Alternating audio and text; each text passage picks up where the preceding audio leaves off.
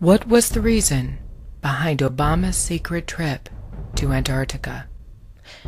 What was the reason for CIA Director James Clapper's simultaneous visit to Australia?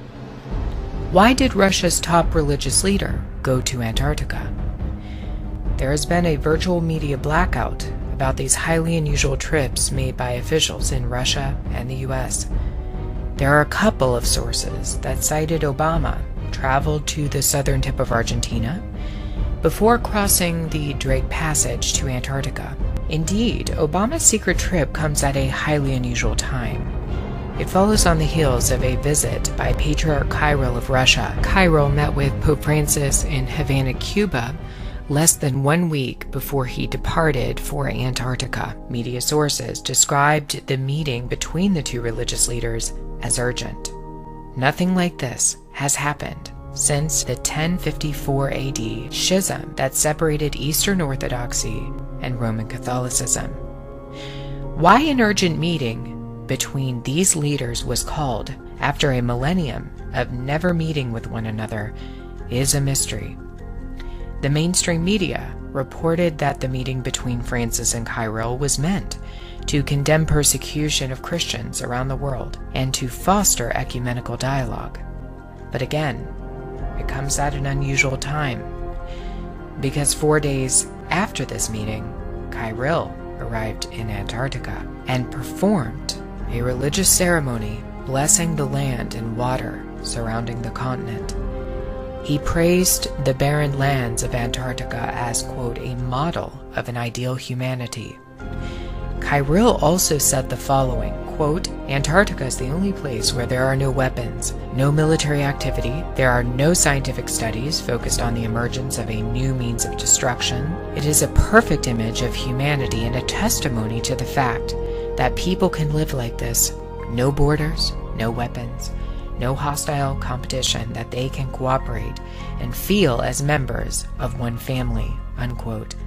The reason I find Obama and Russian visits to Antarctica very strange is the following. There was another country, another regime, that visited Antarctica just before a Great World War started. The Nazis led an expedition of 33 members, including scientists, to Antarctica, just before the start of World War II in September 1939. Their expedition to New Swabia lasted from December 1938 to February 1939. It is known that the Nazis took thousands of photos using airplanes during this expedition. They also took reels of colored film, which was rare at the time and very expensive to produce. The regime was clearly looking for something in Antarctica. But what was it? What were they there for? 2 earlier expeditions to Antarctica by the Nazis were also very alarming. They were intent to map out the terrain of the continent using hot air balloons for aerial footage. The Nazis even attempted, during these 2 expeditions, to walk across the entire continent and map out its landscape. It's still unclear why they engaged in so much surveying.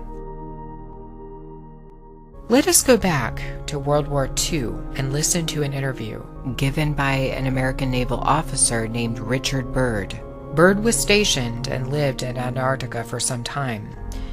Byrd made astonishing claims about the continent, that it could be the key to a future controversy that would erupt between various countries, not merely regarding the issue of resources, that precious metals, mineral deposits, and even uranium have been found in Antarctica. No, Richard Byrd seems to suggest that something else was there. Admiral Byrd, you've been to both the North Pole and the South Pole. Is there any unexplored land left on this Earth that might appeal to adventurous young Americans? Yes, there is. And not up around the North Pole, because it's getting crowded up there now, because they find out it's really usable, not only to live in, but militarily. But strangely enough, there's left in the world today an area as big as the United States that's never been seen by a human being.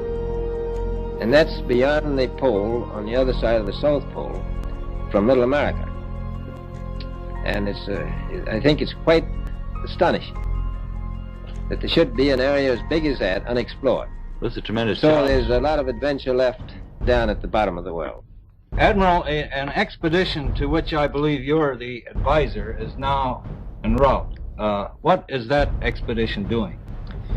Well, that's the icebreaker Atka, and it's a reconnaissance expedition.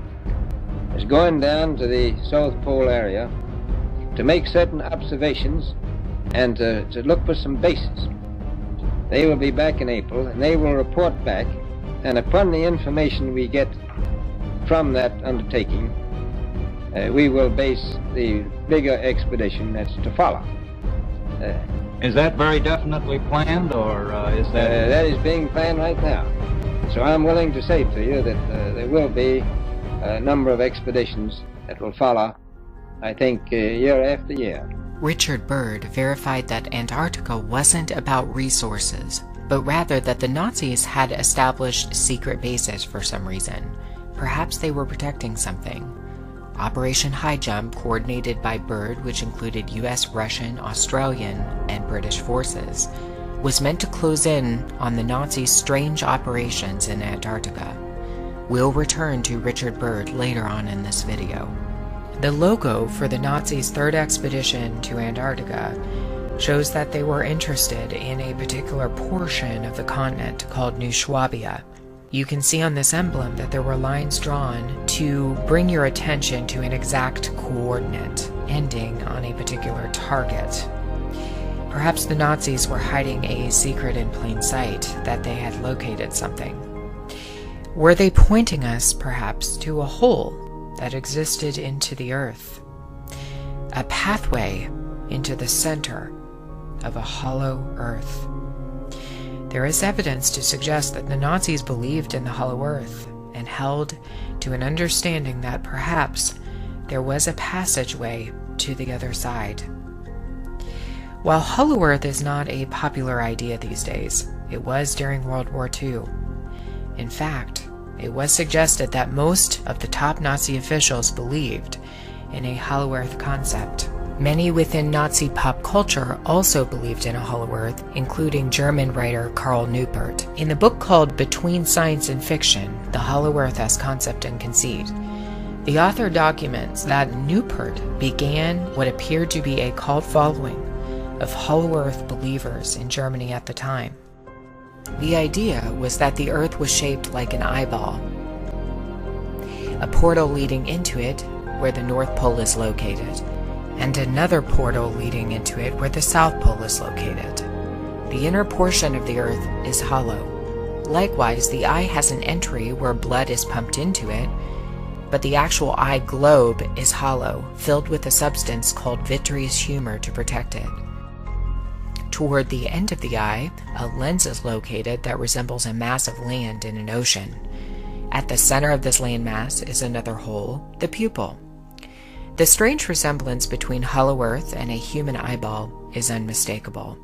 Antarctica was a point of entry into the very pupil of the earth. Interestingly, many Christians throughout history have held to a view of a hollow earth without realizing it. That's because for many centuries, Christians have viewed hell as a place underneath the crust of the earth, a place of fiery torment where condemned souls go. The Nazis, however, believe the opposite, that perhaps this place inside the earth was not for condemned souls, but a place where the master race, their ancestors, dwelled. Nazi belief in the location of the master race was based on a New Age theosophist who had a profound influence on their philosophy and esotericism. Helena Blavatsky suggested that inner earth was not the place of hell, but a place where the master race lived. Admiral Richard Byrd is arguably one of the most controversial voices on the subject of hollow earth. The truth is that Byrd organized a mission called Operation High Jump to stop Nazi ambitions in Antarctica even after World War II had ended. It was officially classified as a reconnaissance mission, yet several members of Operation High Jump died mysteriously. Admiral, you make Do we this sound a little crowded. Are there that many expeditions now there or en route there? Well, you know, as I said, it's the most peaceful place in the world, but I don't think it will be for long because of this intense interest on the part of other nations and this nation. This latest expedition now on the way is a government expedition, I take it. Yes, that's the government. I tell you one reason they're interested. It's by far the most valuable, important place left in the world for science. That's why the scientific groups all over the nation are really interested. But more important than that, it has to do with the future of the nation, those to come after us, or even during your lifetime. The United States was on a mission to find whatever the Nazis hid in Antarctica. Shortly after Operation High Jump was completed, the United States began to promote the idea that the Earth was a solid ball with maybe a small core of magma, no entry or exit into the inner Earth, no settlements or secret bases underground, no potential escape for the Nazis. This idea came into full force using the US's newly created NASA. Byrd, who had begun to speak out about Hollow Earth towards the end of his life, died approximately 1 year before NASA was launched by the US. Certainly, if this was merely a Nazi claim, with no other substantiating commentary or research, then we could just simply disregard it. But it is a fact that Hollow Earth maps have been drawn for centuries. Famous members of the Illuminati, including Edgar Allan Poe and Jules Verne, alluded to Hollow Earth in their writings, that there was a world underneath the crust that we stand on. One of the most striking affirmations that an opening to another world was identified was made by Richard Byrd himself. Byrd's diary was mysteriously published in 1990 by a company called Inner Light. In the 68-page publication, Byrd suggested that a land existed beyond the pole, where he was stationed for many years around the time of World War II. He made two mysterious bombshell statements in his diary. One was that he was ordered to keep silent about everything he had witnessed in Antarctica, and two, that he had witnessed the land beyond the pole, the center of the great unknown.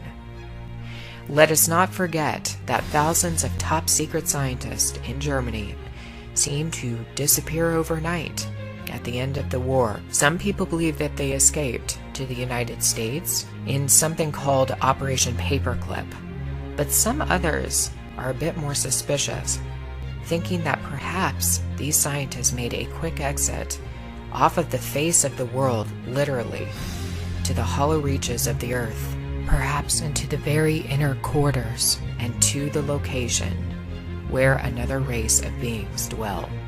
Did the Nazis go underground when the time came for their demise? And is this now the plan of the elites when World War III begins? Is the route of an escape in Antarctica?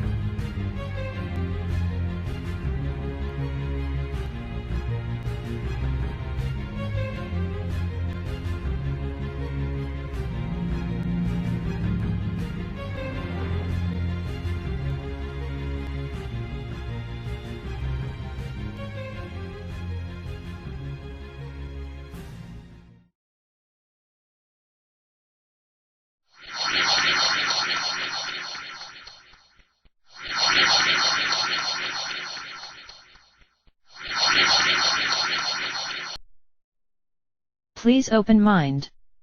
Discern this in all information. Researcher discovers a huge pyramid in Antarctica using satellite images, posted on ancient-code.com.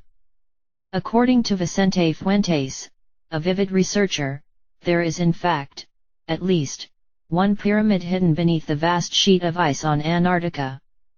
This would mean that in the distant past, when Antarctica was much different than it is today, ancient civilizations could have developed on the now frozen continent, leaving behind marvelous constructions, telling the story of a time when our planet was inhabited by different civilizations, at a completely different time, omitted by history and mainstream researchers.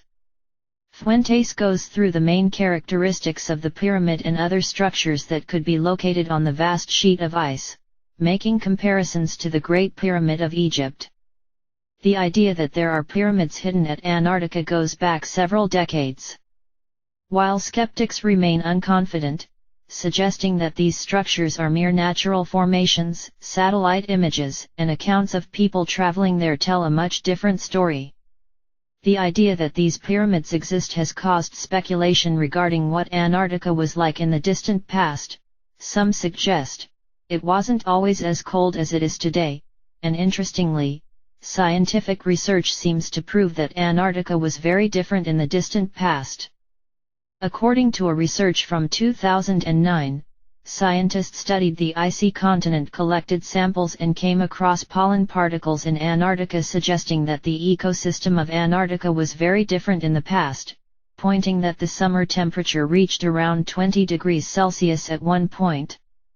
In 2012, another team of researchers managed to identify 32 species of bacteria and 2,800-year-old halophile microbes in water samples from Lake Vita in East Antarctica.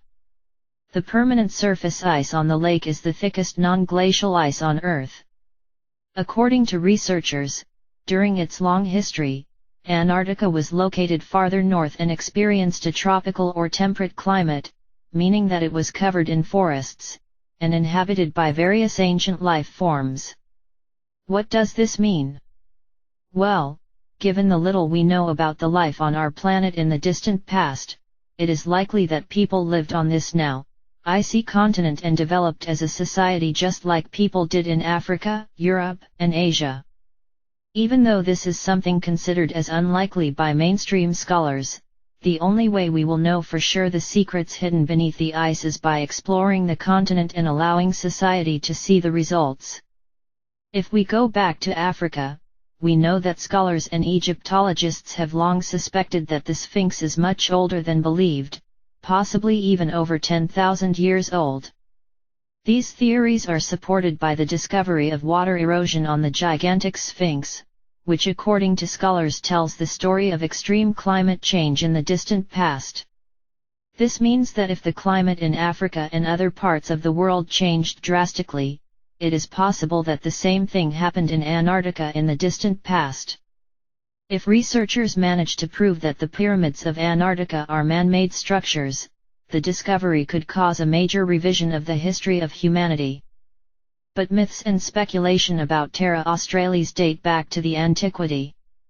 Around 350 BC, Aristotle wrote in his book, Meteorology, about the Antarctic region. Marinus of Tyre, a Greek geographer, cartographer, and mathematician, used the name in a world map of the 2nd century AD. People believed in the distant past that a landmass called Terra Australis existed, a giant continent located in the southern parts of the planet which was there to provide a balance for the northern lands of Europe, Asia, and North Africa. This idea existed since the times of Ptolemy, the 1st century AD. Thanks for listening and watching. Subscribe and share.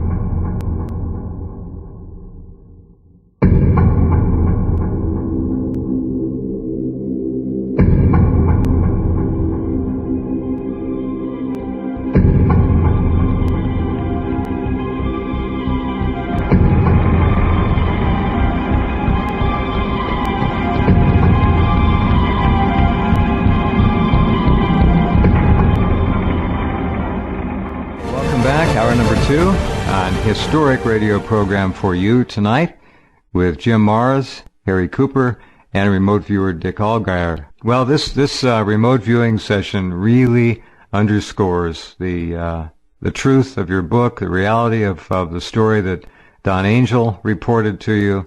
He didn't want to take that with him, obviously, and giving it to you was just an extraordinary event. Jim, anything to pop in here?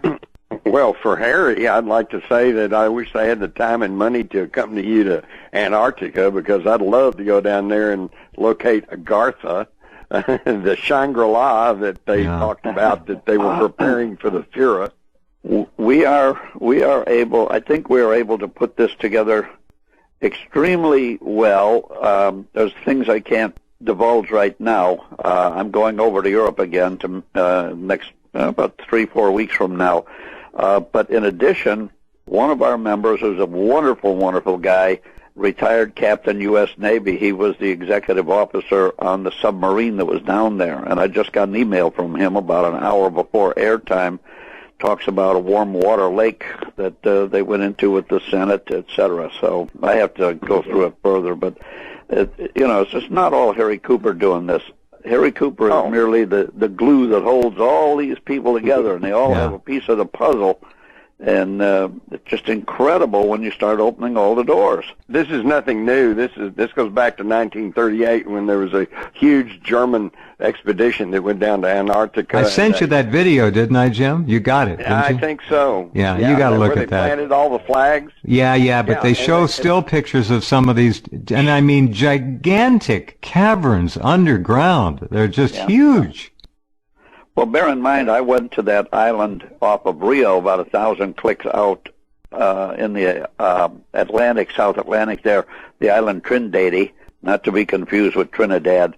And this is where that expedition laid over for a while. That island is owned by Brazil, and they've had a naval contingent there forever. And their whole job is to raise the flag in the morning and say we own 200 miles of fishing around here and retire the colors at night. It's not a military garrison like you would imagine, guns and stuff. No, it's just people there and doing some experiments. So 1938, the Brazil Navy pulled all their people off the island, and 1 week later, the expedition under the flagship Schwabenland arrived. They built. Look at the website sharkhunters.com and go to previous tours, and then click Brazil. They built 2 80-meter tall radio towers. I was in the remains of one of the radio shacks, and then in 1941, the Germans pulled their people off. The Brazil Navy put their people back on. There's a little memorial. There's a picture of that little memorial. It's a handmade memorial, a painted rock with other painted rocks that spell out 1941. Then in 1945, July, the Brazil Navy pulled their people off the island again, and a German contingent came down. This is 3 months after the war ended. One of the German sailors was killed in an accident, and we found this giant rock that had 717 painted on it, weathered all to heck, and we assumed that meant he was killed on the 17th of July. This island was instrumental because it just loaded with freshwater streams and creeks, and it had large herds of pigs and goats and wild turtles. So when a ship would come by on its way to Argentina, they could pull in there, refill their fresh water, and I almost used the word I used back in the Mafia days. They would clip a bunch of pigs and butcher them. I'm sorry, that's the word. And then continue. And the Germans were there at least 2 years after the war ended. We know for sure. Well, hey, Harry, with that installation, wouldn't that have been a perfect retransmission station to transmit messages from Europe through there on into Antarctica? I can't imagine any other reason for them 80-meter tall radio towers. There's pictures of them on my website too. Yeah, we've seen when we've been on tour with Harry in the past on these expeditions, we've seen so many photographs, and they're all in the archives. You can find them all at sharkhunters.com too. Okay, let's jump over to Dick now and tell us what we're going to see on this really remarkable documentary production that I was very honored to be able to participate in. Well, we see me describing the death in the bunker, someone actually getting shot. But if you want to see what goes through a remote viewer's mind, you can watch that clip, and something is not right about it. I keep saying that it's an act. It's a drama. I got the sense that someone was really killed, but someone wasn't right about it. It was play acting. It was a real death, but it was there as a staged thing, which makes sense. I also perceived that there was a delegation came, there was some meeting, people met, some agreement was made, and a leader was told, the guy in charge was told, well, you're going to do this, and he wasn't happy about it. So here's my question for Harry Cooper and for Jim Mars. If we believe that Hitler was allowed to escape, was he allowed or was he given safe passage? Was technology transferred? Was there a formal agreement? How did this happen? Did he just scoot away without the Allies knowing it, and then they just agreed to not chase him? Or did a delegation go and they made a formal face-to-face agreement in the middle of the war? A trade for technology. Trade for technology. Yeah, how did it work? Yeah. Yeah, how did they meet face-to-face? A TV journalist, because you asked about 43 questions there in one question. According to Don Angel, Hitler and Eva Braun were forcibly drugged because Bormann wanted to keep the Reich alive, which he did, but he needed a figurehead. But once they got down to Argentina, he found he didn't need Hitler, so Hitler was just allowed to live out his life quietly in Bariloche, which incidentally has been visited by 4 different presidents, American presidents, during their presidency that we know of for sure: Eisenhower, Carter, Clinton, and just recently Mr. Potato. They might as well have gone to Antarctica. I mean, that's just out of the way. What's the reason that Eisenhower would have gone to Bariloche in 54 or 60, whenever he went? 1960. 60. Yeah. So, according to Don Angel, this is what happened. Now, we know that the only operating Ju-390, the big 6-engine, the one they called the truck, we know it was at the air base of Schweidnitz, which I think was on the border of Romania. It flew out, and it went to Norway, which was the only part of the German forces that had not been conquered, and they were just, the war was over, so they were just waiting for the Brits or the Americans or somebody to come and scoop them up, which took 3 months. And so the plane landed there. It was painted in Swedish Air Force colors, light blue, and it flew down nonstop. This thing had an incredible range. Flew down nonstop and landed on a road or on an estancia, a ranch in Uruguay, and was immediately disassembled and the parts all thrown away. When I was there just this past February, we were interviewing a lot of old people that lived there, Germans. I don't speak Spanish, but I get along fine with my German down there. And this lady was sitting there, older lady. She doesn't know anything. She heard about it. She doesn't know nothing. But no, there was no Nazis down here. And the lady had 3 swastikas tattooed on her forearm. So that's how he got down there. And then he went to live in Bariloche, which is a beautiful place. But we can go, we can use up another 2 whole hours on that. Yeah, on the cover of Harry's book is a color photograph of the beautiful home, Bavarian style, built by the Mercedes family in Bariloche that Hitler apparently lived in. And, yeah, we got to thank Jeff for helping design that cover. That story of Don Angel telling about being on the U-boat with Martin Bormann, was one of the best stories I've ever read. I read that book, and that is just about being in that cramped, stinky U-boat, and Don Angel didn't like being in U-boats, and Martin Bormann was not a nice guy. There are just touches in there that you can just tell he's telling that it's a real story. There's so much detail. It's a great story.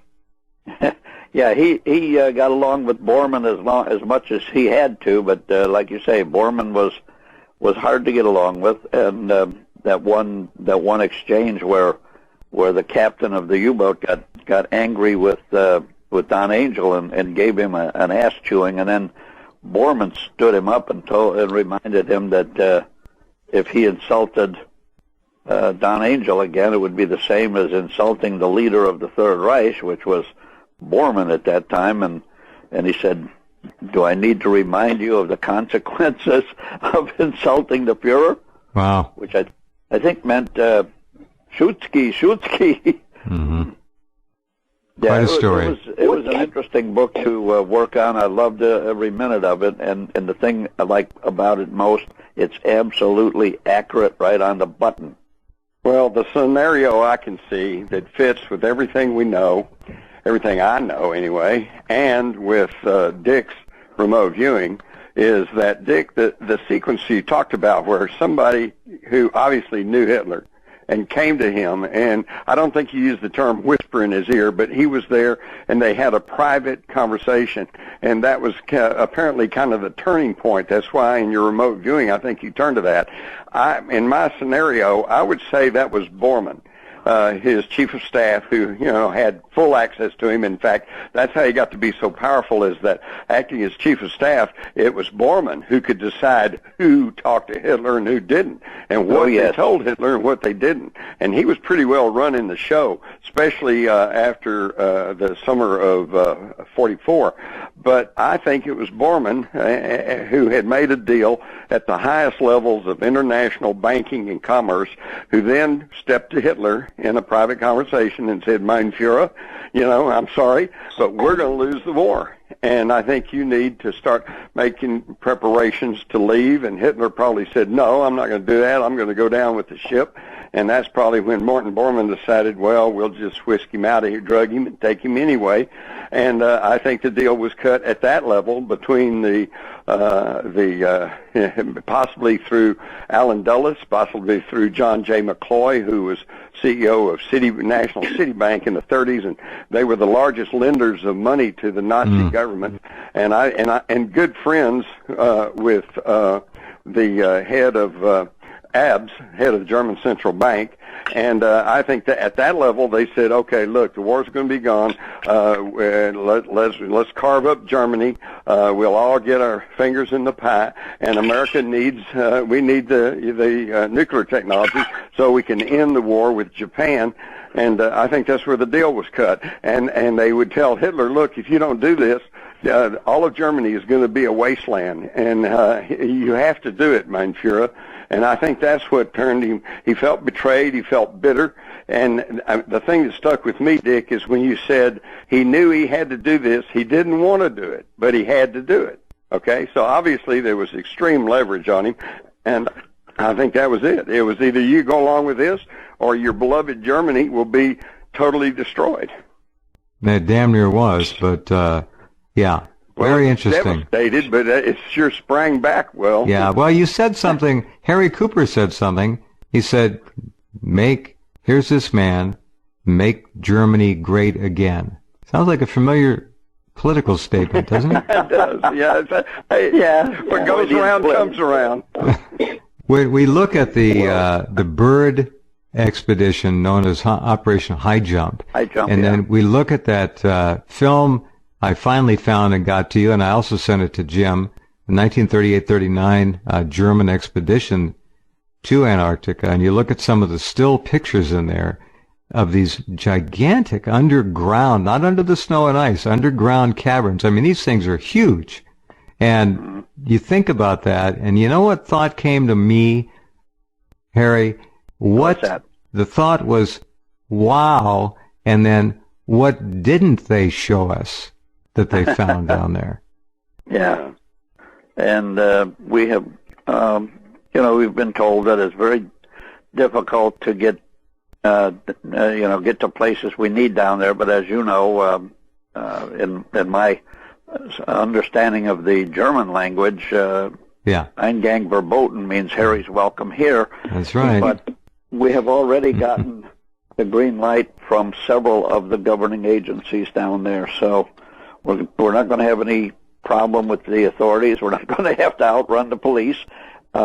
We've been promised cooperation from several of these entities, and we've got stuff that I can't even mention just yet. Right. If anybody out there is listening who knows anyone who was involved with Operation High Jump, and there's some of those men are still alive. There were about 5,000 plus of them in Admiral Byrd's transports and his aircraft carrier and all that. They went down there, and they met a very unpleasant welcome. And Operation High Jump, look it up, do your research, folks. It's Admiral Byrd got his tail kicked, and he left. Something's down there, and I'm not sure that Harry Cooper will be able to find that, but he's going looking, and it may be time that be investigated fully. When you look at that film, I should post it again, and look at the caverns there that are completely weather resistant. There are no icebergs inside these caverns, no frozen. They're habitable. And what could have been built there from 1938-39 to 1944-45, they could have sent a whole lot of transport ships down there with a whole lot of building material and done some remarkable things. All right, we got to wrap this up. Dick, what do you want to add here as a final word or two? If I can point you again to the top of Rense.com, we're talking about the poster of the documentary. You see right there what happened, what really happened to Adolf Hitler, remote viewing the death of the Fuhrer. Yeah, I think it's one of the best remote viewing documentaries that honestly shows real remote viewing. It's Jeff Rentz helped write it and produce it. He's the narrator, and anything is good with Jim Mars in it. Jim Mars providing commentary.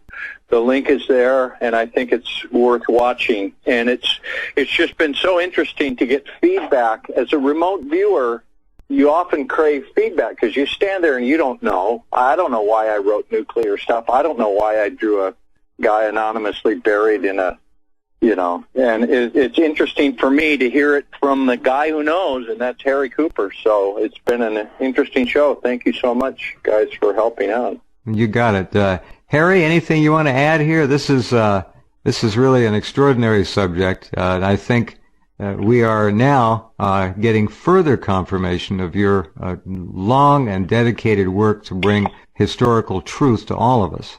It's been an interesting evening for me. I learned a lot, and I think shows like this, where you have several people like Dick and Jim and myself, to get point counterpoint and to embellish and to reinforce what each person has learned, I think this is one of your better shows. Well, it's great because of you folks. And James, you've been watching this story, as it were, for a lot of years. This all, like the JFK with the reverse speech, it all kind of gels. It all flows together. And it substantiates my little motto, okay, which is basically none of us are as smart as all of us.